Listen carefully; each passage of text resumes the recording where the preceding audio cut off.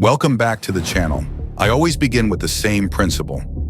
A universal truth we must never forget. A criminal represents only themselves. A person's evil act is their own.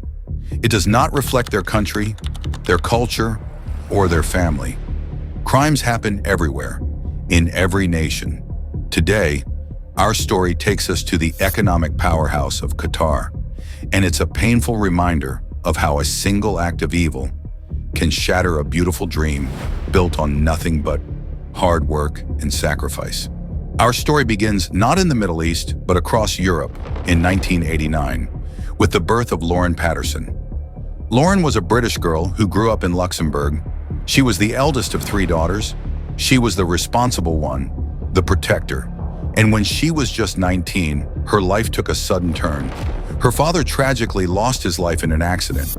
The weight of supporting her mother, Allison, and her 2 younger sisters suddenly shifted entirely onto Lauren's young shoulders. See, most young adults at 19 are focused on college parties or finding their path. Lauren was focused on survival. She didn't crumble. She completed her studies, became a qualified teacher, and worked tirelessly. Her focus became 2 things: her career and her family's financial security. She was driven, ambitious, and totally devoted. In 2011, a life-changing opportunity presented itself. A friend suggested she apply for a training program that could lead to a highly desired teaching position at an international school in the Middle East, specifically in Qatar. The idea of leaving her family and trading Luxembourg for the sands of the Arabian Gulf was terrifying, but the offer was too significant to ignore. The salary in Qatar was substantial, easily double what she could earn in the UK or in Europe. This wasn't just a job, it was a way to truly stabilize her family's life, to lift the burden she carried. After weeks of consideration, Lauren took the leap. She moved to Qatar and was immediately impressed. This was a place of astonishing wealth, safety, and modern civilization. It was a magnet for expats, and Lauren thrived, embracing the high salaries and the professional opportunities. For 2 years, Lauren's life was a disciplined routine: school, lesson planning, and home. She had one close friend, a colleague named Monet. On weekends, they would occasionally go out to licensed social venues or nightclubs in Doha, a necessary break from the intensity of work. But her heart remained across the sea. Lauren called her mother Allison every single day. Her commitment to her family never changed. When her mother fell ill, Lauren desperately tried to get leave, but the school refused. Then grief struck again. Her grandmother passed away. Lauren finally flew home for the funeral, emotionally broken and missing her family more than ever.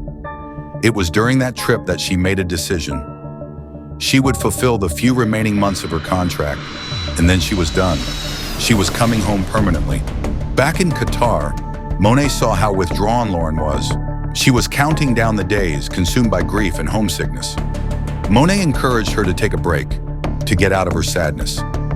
On the night of October 12th, 2013, the 2 friends went out to a well-known nightclub. As they were leaving, they ran into 2 men, Badr and Mohammed. Monet knew the men and trusted them. The 2 women accepted a ride.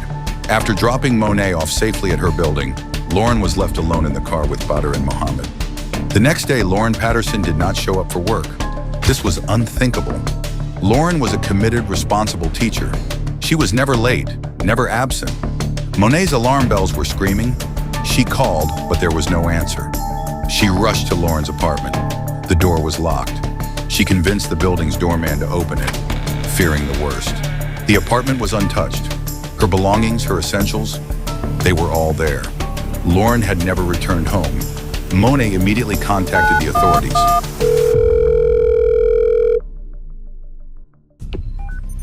911, what's your emergency? The police investigation began immediately. They identified Badr and Mohammed as the last people seen with Lauren and brought them in for questioning. They stuck to their story, claiming they dropped Lauren off safely, but the police didn't believe them.